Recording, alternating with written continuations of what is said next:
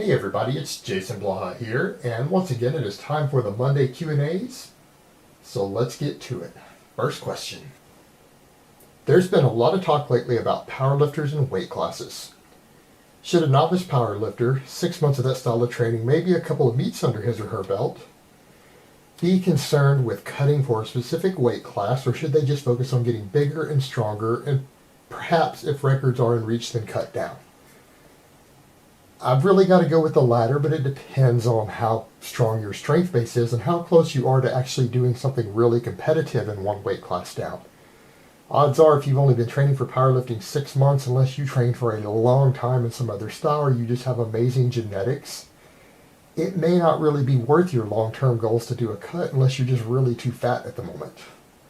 Otherwise, I would say just keep slow bulking and keep building your strength base. But, of course, if the latter situation presents itself and you look over in the next weight class down, your state record in your federation is something that you could do right now with meat maxes. If you dropped one weight class, then maybe consider it.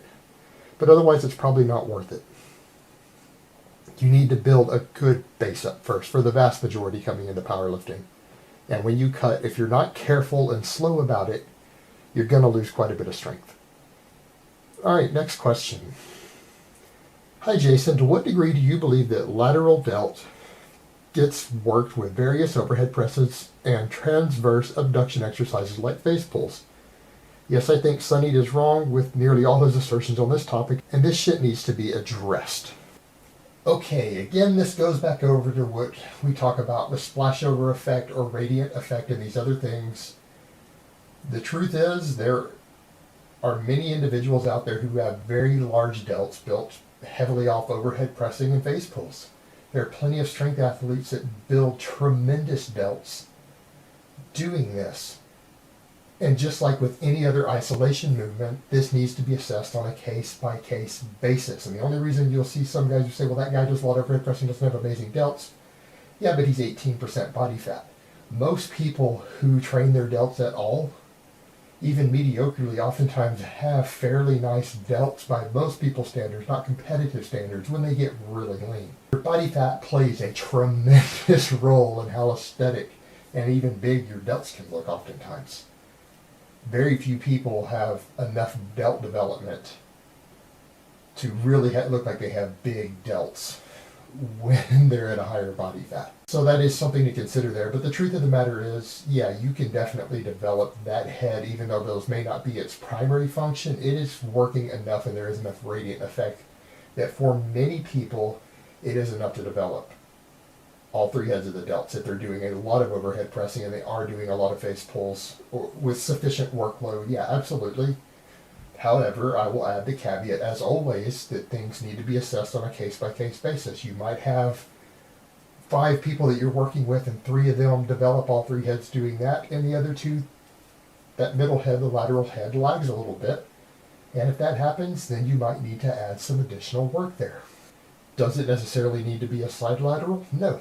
This could just as easily be achieved with a nice wide grip upright row, unless that causes problems for your rotator cuffs for you personally. And with that, you can get some development and some other muscles with it instead of messing with an isolation if you could use the development in other muscles.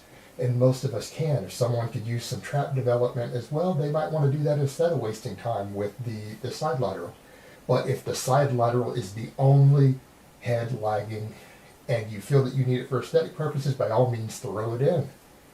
I would never suggest otherwise, but to suggest that everyone has to have this motion to develop it, that all functions of all heads of muscle have to be worked directly to see very significant and very noticeable or even balanced hypertrophy in them, simply isn't always true.